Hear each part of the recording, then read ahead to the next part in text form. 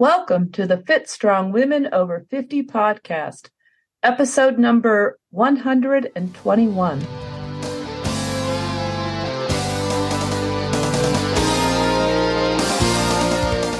Hi, I'm Jill. Thank you for joining us today. And I'm Chris. Jill and I are your co-hosts and the founders of the Becoming Ellie community. I know you're wondering why we're called Becoming Ellie. Ellie was the Norse goddess of aging who wrestled Thor and beat him. Chris and I thought, hey, we want to be like Ellie.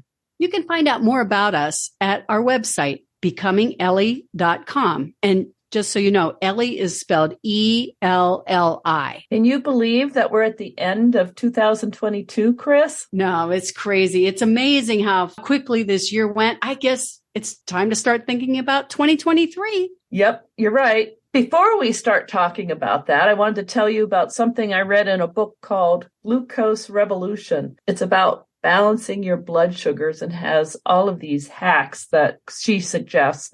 The author is Jessie Inchauspe. I'm not sure how to pronounce her name, but I'll give you the information to put in the show notes. Yeah, that's great. Glucose Revolution. Interesting. She's a biochemist. She's not a medical doctor, but she's a biochemist and is very interested in basically the chemistry of how our body handles food and glucose and insulin resistant, insulin sensitive. She's very focused on the lowering your glucose reaction of having glucose spikes is basically what she's trying to help you avoid. Any tidbits that you can share with us for those of us who haven't read it yet? There was one that I thought many of her tidbits are pretty easy. There was one I really liked in that she said the order in which you eat is as important as what you eat. So you don't mean breakfast, lunch, dinner? No, I mean like at a meal, she says, eat your fiber first, and then your protein, and then your carbs. Fiber first, then protein, then carbs. Okay. You know how like you often get your salad first at a meal? Eat that. That's your fiber. Yeah. And there's your fiber. So if you were served a plate of food, eat the vegetables first. Yes. Because the vegetables are where the fiber is. Yeah. Yeah. That makes sense. And then eat the protein, and then eat any carbs. Like if you were going to have pasta or potato or rice or whatever, bread. Yeah, okay. So like if you go to a restaurant, don't eat the bread first. Oh, that's really helpful because they always bring bread and that's when you're starving the most. And eating the bread first will cause a glucose spike. That makes sense. But if you eat the fiber first before you eat the other foods, the fiber is being processed in your body at the same when the rest of the food hits your body. Yeah. So don't eat dessert, right? And so it slows everything down and doesn't have this immediate conversion into glucose in your system right away. So for those of us who sometimes snack on a cookie while we're making dinner, don't do that. That's a spike, right? Well, it would be, yeah. So eat a piece of celery first. Well, that makes sense. You know, even soup with a lot of vegetables in it is good. She did say if you're eating a dish like soup where everything is put in there together, don't worry about it. Yeah, you don't have to leave the meat and the noodles sitting in the bottom of your bowl. Yeah, so if you're eating spaghetti, just to pick something, you're not going to pick off any vegetables and then fry any meat before you get to the spaghetti noodles. But if you had a salad with that, you could eat the salad first and then eat the spaghetti. Basically, she did say, if it's all cooked together, don't worry about it. Yeah, don't go crazy about it.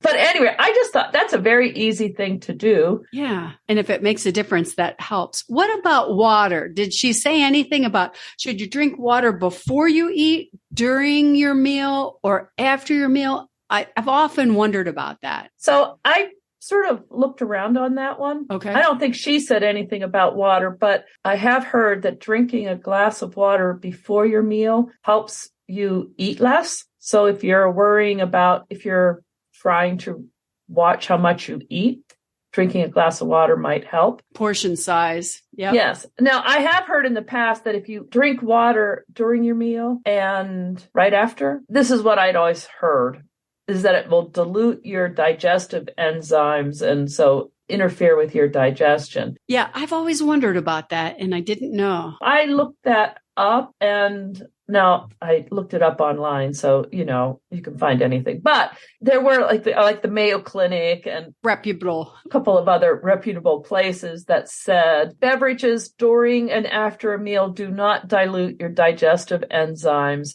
and drinking water at any time is very good for you. So don't worry about it. Oh, that's cool. That's cool. Yeah. And I like to drink water during my meal oftentimes. I do too, because it just helps with chewing and, if you get a dry mouth kind of thing. Yeah. And I'm always trying to get a lot of water, 8 ounces of 8 times glasses, although I find it a lot easier to fill up water bottles and drink, more like 16 at a time than. Well, that works too. Do you track your water consumption? I usually do. I have not been doing it lately, and I need to start getting back into it because right now in Ohio, the dry air, I can tell I'm not getting enough water because I'm starting to get chapped lips and, dry. Yes, it's late December in 2022 and it's winter and the furnaces are on. And yes, I wake up in the morning just parched. Yeah, I try to drink a whole glass of water before my first coffee because I want coffee when I first wake up.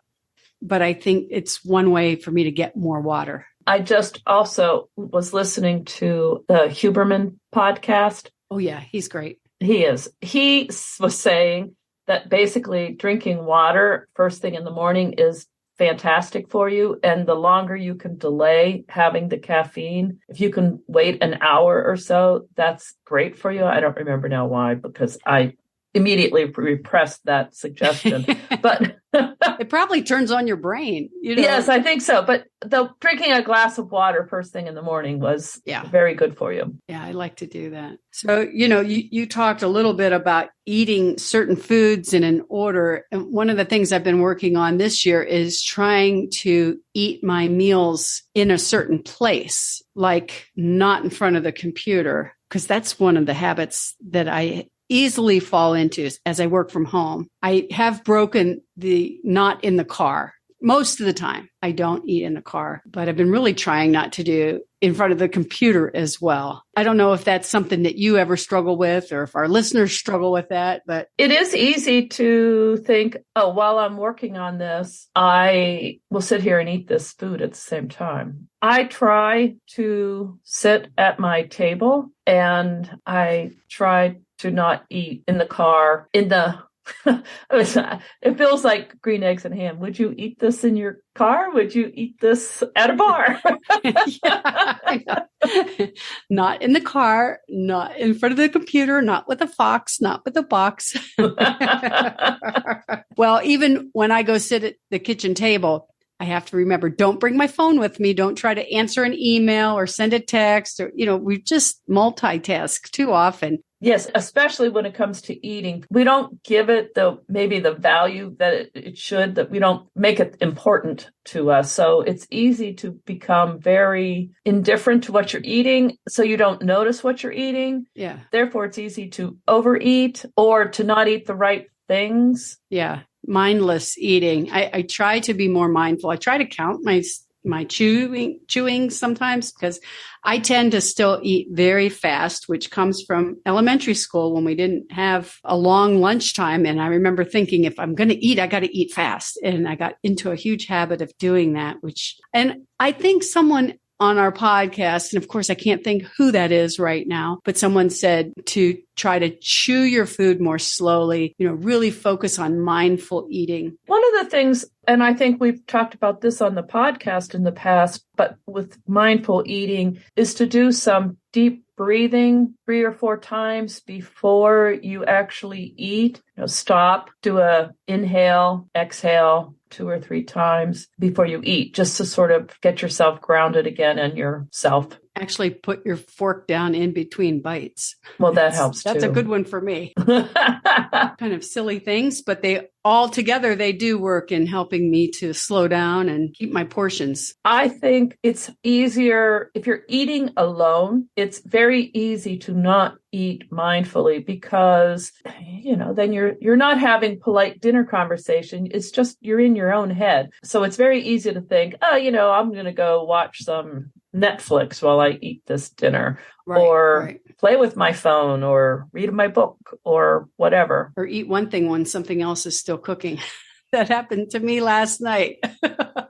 Yes, I have done that where I just can't wait till what I'm cooking is finished, so I eat something else while I'm cooking the next meal. Well, maybe if it's eating fiber first, that's not a bad thing if you start with the fiber. Yeah, you know what? I tend to, when it's like I'm really hungry, fiber is probably not the food I go to. No, not at all. But one of our podcast guests years ago, I think it was Pam Sherman, had talked about for trying to watch your portions or watch how much you eat, not look at taking away different foods, but to add in certain foods, like your healthy foods first, whether it's fiber or vegetables, or, I know she always has a huge salad at lunch. She talked a lot about that. Yeah, she did.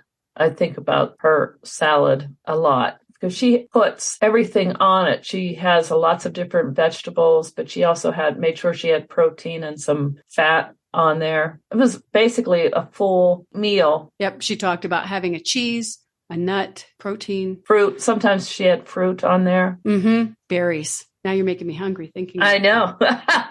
And, we've had any number of folks on the podcast about delaying your meals or closing the amount of time during the day that you actually eat. That's another idea that I have used on and off. I have to say I'm not an intermittent faster, but at times I find it easy to delay when I have my breakfast and just have my breakfast for lunch. Yeah, I do that sometimes. I do find that if I'm going to do that, it's easier to do it a little more consistently than just occasionally, because when you do it just occasionally by whatever time, then I start to get hungry. But if I do it regularly, I'm rarely hungry in the morning. Funny how your body adjusts to things. Yeah. You know what I have not tried, but that I remember, I think it was when we talked with Kristen Kirkpatrick. Yes. She talked about intermittent fasting, but instead of doing the time frame, she just picked a couple of days a week and ate a reduced calories, like 500 calories that day. I guess technically that's not really fasting in the way that fasting is, like that you're not eating, but she would have 2 days a week and not simultaneous. So it would be like Tuesday and Thursday. Yeah, not concurrent, right? Yeah. Just have 500 calories. And I remember her saying that allowed her to eat a meal with her family, but she found it very effective. And I've heard other fasting people talk about doing that as an alternative. And just drinking liquid. Yeah, drink your water, I guess black coffee, that kind of thing, green tea, and then just having 500 calories. 500 calories is a generous meal. Mm-hmm. If you're just sort of, I keep saying I'm going to eat one big meal. Right. I don't know. But anyway, I have not tried that. 500 calories is not enough for me. I find that I really need more like 700 if I'm going to do one meal a day for something like that. I found that 500 just... So you've tried doing that? I have, more out of the situation of all the things that were happening that day, and just didn't get a chance, when you're too busy. And I haven't done it in a planned out mode, but I do know that 500 calories, I'll wake up in the middle of the night hungry. 700. So yeah. If you were going to try it, then you would do 700. I think it probably makes a difference of what your body weight is, right?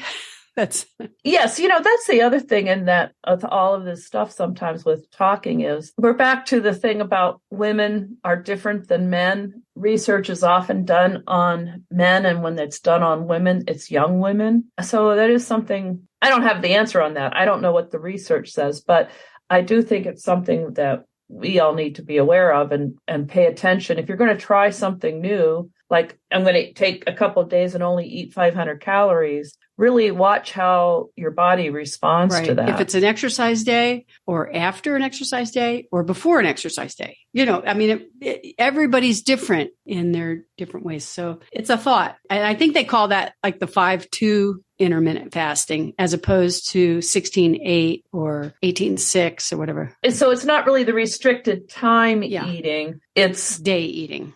Yeah. Enough of intermittent fasting. Right.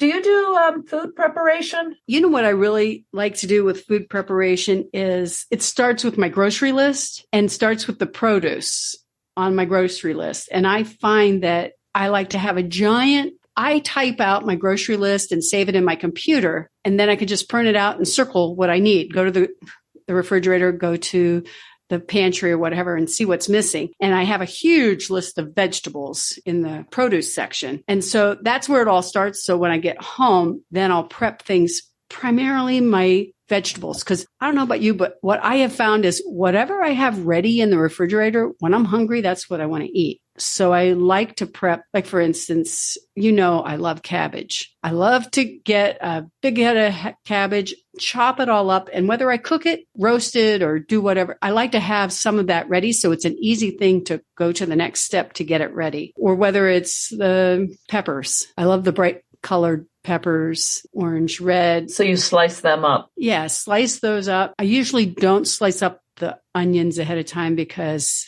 of the smell that tends to go through the whole refrigerator. But I do like to prep the veggies.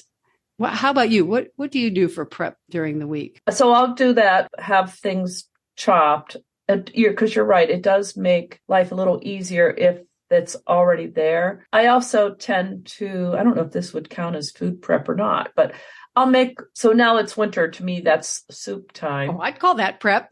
I make a pot of soup and figure that I will eat it for lunch or dinner over the next few days. Smart. Sometimes I have enough that I'll freeze it in individual portions so that the night before I'll get it out.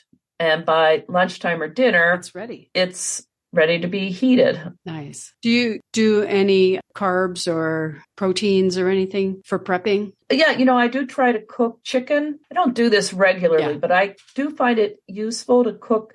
I might throw like a chicken breast in my Instapot. So it's not fancy. It's just cooked chicken breast.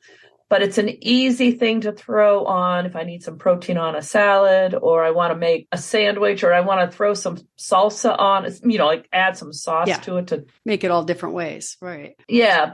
So I might have it as a quick dinner, get some frozen veggies, cook them, heat up the chicken breast. And you have a really nice, healthy dinner. Right. There you go. And easy. I like to do quinoa and have that already because when I'm in the mood to eat quinoa, I'm not in the mood to fix it in the time that it takes. I love to have it all ready in the refrigerator and it stores for a long time too. Yes. I haven't been eating oatmeal lately, but when I was eating a lot of steel cut oats, I might cook that in my Instapot or in the crock pot. And I would make, again, servings for multiple days so that they were ready. I'd have one day of prep and then I had breakfast for several days. And if I made enough, I might put that in individual servings in the freezer too, because I'd hate to cook in bulk and then have to throw something out. It's just me eating the oatmeal. Yeah. So I like to have ready-made things that I have made in the freezer so that I can pull them out and defrost them and heat them up. It also helps with portion control and, just basically healthy eating because it's something you made, exactly what's in it. Yes. And I bought glass Pyrex dishes. Oh, nice. Because, they're always talking about plastics and stuff. Yeah. So I can take it out, let it defrost, and I can actually heat it in the microwave in the glass dish. So you can go freezer, storage, and microwave. Yeah. I don't know about going from the freezer directly into the microwave in my glass dish. That'll break it, I think. I don't want to find out. So right. I do try to go through get this out in advance. Like in the morning, I'll get up, have my coffee, and maybe get something out of the freezer for later in the day. Yeah, that's smart. Speaking of the protein and chicken and all of that, I know we were talking on the Becoming Ellie Facebook group about how boring just eating chicken and seafood, fish, chicken, veggies. all the time. I'll tell you something I thought of. So I know many people don't eat red meat because of the different health things about it. But if you can do this, there are places where they sell the grass-fed beef, grass-finished beef. While that still has, saturated fat and all that, but it's supposed to be much better for you because it's higher in omega-3s instead of omega-6s. So that is actually, if you don't mind spending the extra money to get it, you could certainly add in the occasional grass-fed beef. Also, I was just at a butcher shop and they were selling game, venison, elk, something else. Bison. Yeah, I thought it was bison. I haven't tried that. And the game meats are very low in fat. True. I did think of my protein idea, and it's probably nothing new because we've talked about protein powder in the past.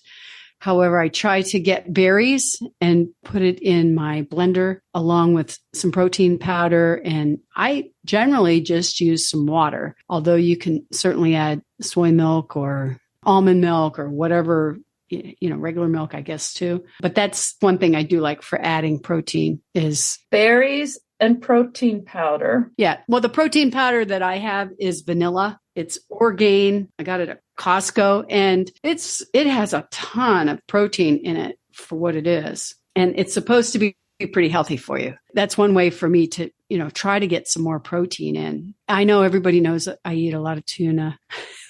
That's no big surprise. Salmon, chicken. Sardines. Don't forget sardines. Sardines. Yes, sardines. And you have a wonderful sardine recipe. I think it's on our blog that is, it's quite yummy. I know many people don't like sardines, but I think they're sort of an acquired taste. I think if you just start sort of doctoring them up so you don't taste it as much, you'll get used to sardines. Well, I've noticed too, there's some stores I'll buy a sardine and I don't particularly care for that kind. So I've been keeping track. So there's certain sardines that I really like and other ones I don't. I know they sell them with hot mustard. I really don't like them like that. But some people love them like that. Yeah, no, I'm not. You're not a hot mustard. I guess if I want to put hot mustard on my sardine, I would put my own hot mustard on there. I know folks that don't want to eat meat, they often have rice and beans for their protein because although you can eat beans, quite a lot of beans for your protein, there's still some missing, I think it's amino acids. And I should have researched this better, but I like to have brown rice and with my beans, and that makes a complete protein from what I understand. Also, and I get that it gets tiring to eat the same thing all the time, but there is the idea of you have the same ingredients, but maybe find a new way of preparing it. So if you're going to eat chicken and vegetables,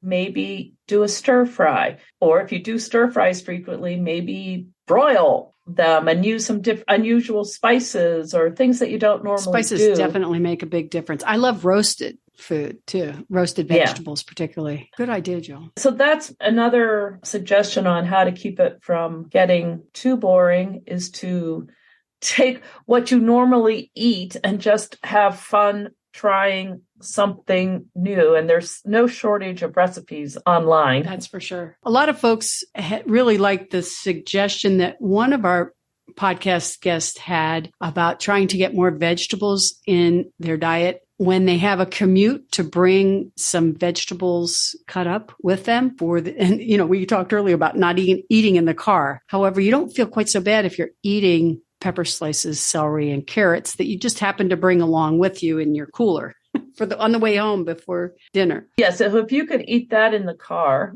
on your way home, if you're commuting, it does make preparing dinner easier because you've had something to eat. And it's fiber. Exactly. It's fiber. You're less likely to say, oh, I don't have time to cook this meal. Let's just grab some pizza. It makes it easier to drive past the drive-through. Right. Yeah, I remember that recommendation. She chopped up 2 cups of peppers, or she would drive around with 2 cups of vegetables with her. Yeah, fresh vegetables, right? Yeah, or even some fruit. Oh yeah, fruit. Yeah, we forgot about fruit, but there is a lot of fiber in whole fruit. Difference between eating an apple and eating applesauce. Yes, big difference. There's a lot more fiber accessible to your body from the regular apple. Going back to your glucose revolution that you talked about, I'm sure that, they have compared the different ways of prepackaged or paired foods, how that makes such a big difference. You might think apple sauce is the same as apples, but it sure isn't when it comes to your glucose spiking. So one thing we haven't talked about, back to protein and all that, is tofu. Do you eat tofu? You know what? I kind of like tofu. And I know that sounds crazy. Not crazy. You shouldn't say that, but it's an acquired taste. And it takes on whatever you put in with it. It's almost like mushrooms in a way. It takes over. You sort of really have to make sure you have a sauce. Yes. Or something with tofu. Though I have found a recipe that I really liked, and that was to roast the tofu, chop it up, press some of the liquid out, chop it up, coat it with, I think it was cornstarch or something, and then roast it either in the air fryer or the oven. And then you have like these crispy chunks of tofu that are great to put on your salad. Yeah, like a little crouton almost. Yes, exactly. Wow. The way I usually do it is I like to make a salad with tons of cut up vegetables, and I'll cut up the tofu about the size of the little vegetable, bite-sized kind of things, and just throw some of it in there to add protein. And it takes on the, usually my dressing is oil, cider vinegar, and some lemon. And that totally takes over the flavor. How I learned to like tofu was a long time ago. I mixed it with chip dip. And I know that sounds terrible because chip dip's not good for you, but I just put a little chip dip in there, mix. And I found I could use less and less and less of the chip dip, and the tofu was fine. But there was something about the consistency I didn't like, where of course I could eat yogurt, no problem. But tofu was a little thicker. But that's how I got. So I really like tofu because I wanted to like tofu. You know what I mean? Right. So when I was talking about roasting it, that was an extra firm tofu. So it's actually, you can slice it. The kind I use is extra firm, and I slice it. Yeah. Yeah. Okay. Into little blocks. You can use tofu in place of meat in many recipes. Chop it up and cook it. So if you're doing a stir fry, obviously it's easy enough to throw some tofu in a stir fry. Well, and whenever I've done like a layered casserole, where there might be ricotta cheese or egg, and kind of, you can cut up tofu a whole bunch and stir it right in there. You'll never even know it's in there. Or a protein drink, like a smoothie or something. As long as you don't put too much in there, you can just add some of it. I used to make a mousse. I haven't made this in a long time, but it's making me hungry. You mix the mousse or the tofu with berries. I guess you could use like a chocolate cocoa powder or something. Yeah, that would be fun to experiment with. I used to, so you just throw it in your food processor or mixer or whatever and blend the berries and the tofu. You might put a little bit of vanilla extract or something in there just to make it a little richer flavor. And then I never felt the need to add sugar or anything to it. It was just sort of like having a mousse or a sorbet or something, because you could freeze it if you wanted. But mainly you would just put it in a pudding cup and eat it like a pudding. It was a great dessert. Well, that's a really neat idea. All right, I'm going to try that. I haven't done that in quite a while, but it sounds really good. So I think I'll have to try that. One of the things today, as we're at the end of 2022, I thought we'd want to review some of the podcasts that we had out there in 2022. And we had a lot of really great ones. We did. We covered everything from nutrition to adventure exercise, regular exercise with people who are personal trainers. Yep. And running. We talked with some amazing runners. Right. I wanted to tell you, I heard from Carol Simpson. Oh, yeah. How's she doing? She's doing really well. She's the rock climbing. Yeah. And yoga. She did yoga. Right. Let me read you, if you don't mind, her email that she sent me, because it was great. She said, so this was just recently, so December. She says, we're in Southern California on a climbing trip, so I don't have long. It's warm and sunny, and I can't wait to go out and play. So my climbing has been improving all year. I'm still getting out a couple of days a week. It's winter, and we get good weather less often, but still we get out occasionally. I've been weight training on a climbing hangboard. I have no idea what that is. Yeah, I don't either. Practicing and teaching yoga, of course. Also, training on our Zwift, which is a hub that you mount your bike on that feeds you enough to be in zone 2. And being in zone 2 increases your VO2 max and your cardio respiratory system. You can customize your rides to suit your fitness level. you should check it out. I think some of your listeners would love it. It's a bit pricey, but worth every penny. $600 plus a $15 a month approximately. She does say, since we live close to Mammoth Mountain, we've been downhill skiing. I'm just trying to get in better shape for the spring climbing season. And she sent a picture of herself celebrating her 78th birthday. Wow. In November, and I hope you will put it in our show notes because I'll post it. It is phenomenal. Yeah, she's amazing. Very inspirational. So I wanted to say something too about the Zwift that she was talking about.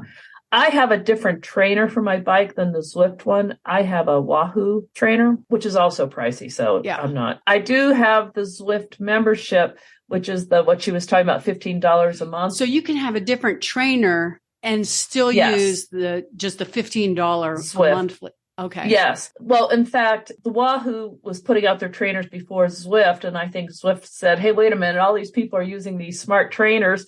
Why aren't we selling them? So they added hardware and software to their mix. Yeah. Yes. The software, which is the subscription, is fun. And if you have the smart trainer, it adjusts. So if you're riding up hills, it gets harder. If you're going downhill, it gets easier. And you can set the adjustment so that it's not as hard. Joe, let me ask you, is it hard to set up? Because techie-wise, I have looked at those online and I'm not sure how you do it. Is it obvious once you buy the stuff of how to set it up? Yeah. It's not hard. This is silly. The hardest part for me, because I'm not a bicyclist person, is, I'm not a person who takes care of my bike. I see. The hardest part for me is mounting the tire on the trainer. Because you have to put the spoke that goes through the center, where you hold your wheel, whatever. Right. That like to me is kind of mind boggling. So I get someone to help me with that. That's more mechanical. It's not it's the mechanical part. To me, that's harder than the software is very easy. It's an app. Good. And all right. I have a TV, but people use their iPads or whatever, but I have a TV in where my bike is. Okay. I just turn it on. I go to that app. I turn it on. It has my name. When first time you set it up, it goes through your profile. So it'll ask you your male or female, your age, your sex, or your weight, height, so that it can give you decent information. Yeah. You pick your outfit, what you want to wear. Oh, yeah. Because you have an avatar on the screen. Gotcha. And I'm going to tell you, I look pretty hot on the screen. Well, it's incentive, it is. And you see other people when you're doing it? Yes, you see other people, and there are other avatars.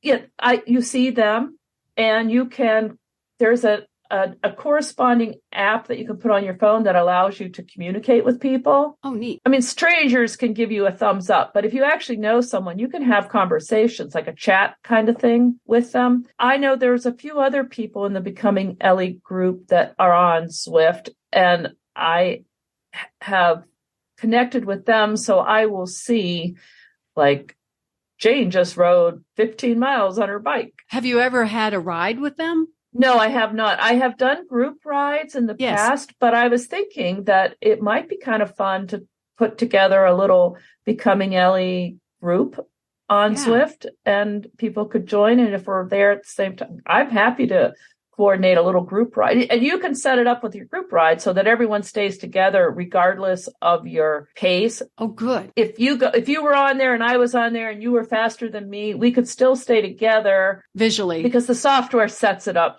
so that you could be doing your workout, I'm doing mine, but we can ride next to each other through Paris. That's an actual advantage over, a virtual ride over a ride in reality, because I'm a slower rider compared to many of the friends that I ride with. So that's very cool. I hope our listeners will reach out. If that's something of interest, that could be a really fun thing to do for 2023, don't you think? Yeah, it would be. And so I want to make this clear. We have no affiliation with Zwift, right, or Wahoo or anyone. It's just a tool, something that people use. You can do. The other thing that's important to know is it also has a running side. You can choose running or biking. Oh, okay. So the running, you have to, that's a little. But that's for a treadmill, right? Yeah, you'd have to do it on a treadmill because it's inside. It's hard to run with your iPad in front of you. Sorry, I'm being silly. There are ways to do it. It's just that one, if you want to do that, that takes a little more investigation on how to do it. But I just wanted to point out that you can run on it. Well, that would be a fun, cool thing to do for 2023. If some of our listeners are interested in it, I'd like to explore that. Yeah, I'm on there. It's under my name, Jill McCausland. So if you are on Zwift and you want to be friends there, let me know, and I will look into how hard it is to set up a group on there, and I'll make a Becoming Ellie group. And even if there's only 5 of us on there, that's still, it makes it really fun to be with people. Yeah. Jill, there was something that I noticed that just a few days ago came out on, it's called FeedSpot. Oh, yeah. Which is a group that follows podcasts. And we were mentioned for the Women's Fitness Podcasts. It said, here are 15 best women's fitness podcasts worth listening to in 2023. And guess what? We're number 2. Oh, wow. Yeah. Really? That's that's fantastic. I'm going to put a link in there, but I just thought, man, that's really cool. I just happened to look at it thinking, oh, I wonder, but that just came out at the end of December here. And to me, it's kind of like incentive to really keep going with 2023 because, we're finishing up and starting into 2023. I don't know how many, this is episode 121. Yep. So this is 5 years we've been doing this. Wow. Which seems crazy to think about too. We must have a pretty good back catalog. Yes. Yes. But for those of our listeners that enjoy listening to podcasts, you may want to take a look at the link because there's all these other women podcasts. Well, there's a couple of women that we've actually interviewed on there as well. But I think that's very cool. I was just really excited to see that. Yes, that's exciting. That's a fun thing. And I'm looking forward to 2023 with the podcast for any number of reasons. And yes, I was going to tell our listeners that you and I are both going to the big podcast conference this summer. Yay. It's Podcast Movement, and we'll be going to Colorado. Yeah, it's in August. Colorado. Yeah. I think it's in Denver, right? Yeah, I think outside of Denver. Yeah. I'm really looking forward to I am too. So maybe we'll learn lots of exciting new things and just come back ready to do lots of exciting new things on the podcast. Right. Exactly. I know there's a lot of topics that you and I have talked about that we want to cover in 2023 because we put a poll out or a question out in the Becoming Ellie Facebook group. And there's some really neat things. Some of them, for instance, one of them that, I actually talked to a doctor about not that long ago was pelvic floor exercises. And I understand there's quite a few exercises that you can do that aren't that difficult. Besides doing Kegels or whatever. Right. That was the first thing I said. Oh, you mean Kegels? I think that would be a good topic. And, a number of folks are getting replacements for their hips or their knees. And you don't have to be crazy old for that anymore. This is the age of bionic, right?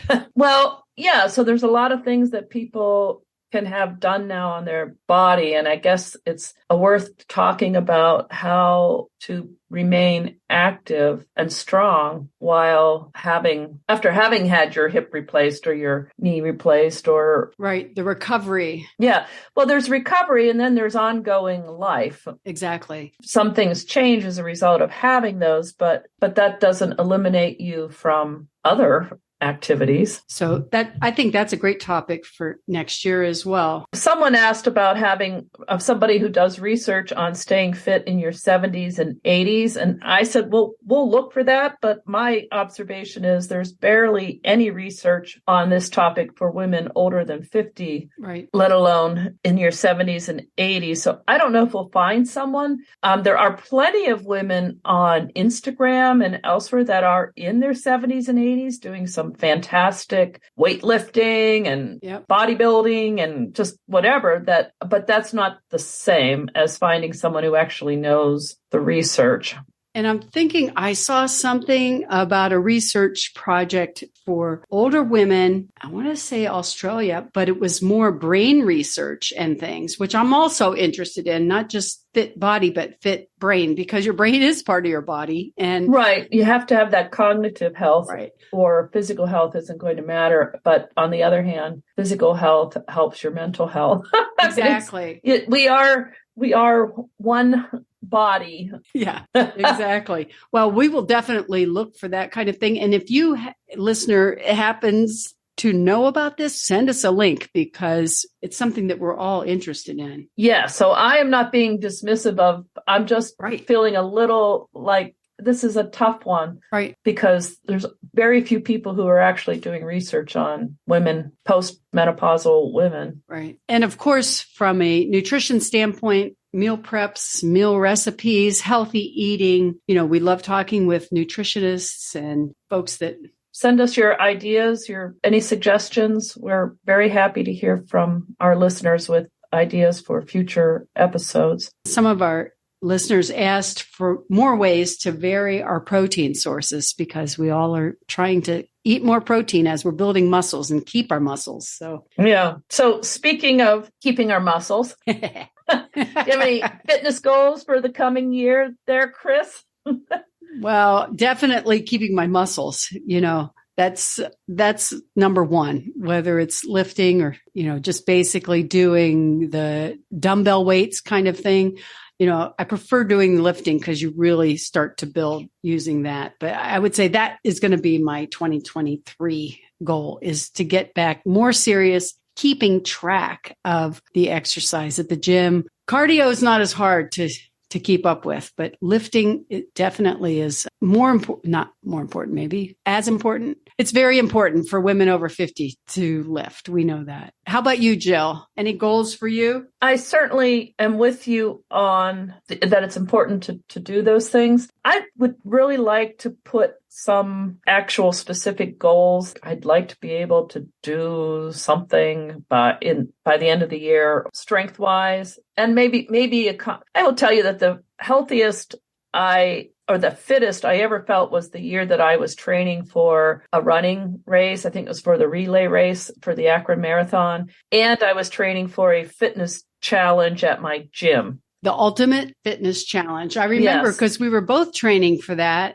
And then it got changed one day, and then I couldn't make the other day. But yes, but one of those, the first time somewhere in there when I was doing that, I was training for running, and I was also doing lots of strength training, and I felt great. I've been thinking about that maybe having a specific goal would be useful. I'm not sure what that is. Yeah. Well, we haven't hit New Year's yet. Not that you have to make a goal for New Year's, but. Yeah. Well, with the cardio thing, it's easy to make a goal by putting a race on your calendar. Right. Strength training isn't quite like that. Yeah. The thing about the races that's really fun, there's so many other people there. Yes. And it kind of builds excitement just all on its own. You're right about that. When I was doing bench presses at the gym, one time, someone said, you could you could go to a competition and do this and you'd probably win, because I'd be the only woman in my age group. Yep. There's that. There would be a lot of people there, but I don't know how many people that would be. What other competition? Yeah. Yeah, that would be wanting to hang out with me. Yeah. And some people are more motivated by the camaraderie than the actual competition. Yes. You know what I mean?